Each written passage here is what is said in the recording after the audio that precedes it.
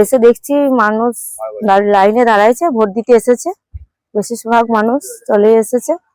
তো মমতা বন্দ্যোপাধ্যায় যেভাবে উন্নয়ন করেছে সেভাবে মানুষজন মমতা বন্দ্যোপাধ্যায়ের পাশে আছে। এখনো পর্যন্ত ভোট ঠিকঠাক ভাবে চলছে, আর আমি 100% আশাবাদী যে জিতবই।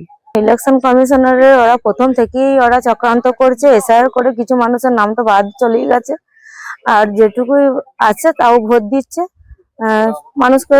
ওরা যেভাবে ধমকানি চমকানি সেটা চলছে। মানুষকে দেখুন, আমাদের তো নির্বাচন কমিশনার যে কেন্দ্র বাহিনী আছে ওনারা আছেন, ওদেরকে বোঝানো হচ্ছে যে যারা দিতে পারবে না তাদের সঙ্গে একজনকে অন্তত ঢোকার ব্যবস্থা করে দিন, কিন্তু ওরা সেভাবে সহযোগিতা করছে না।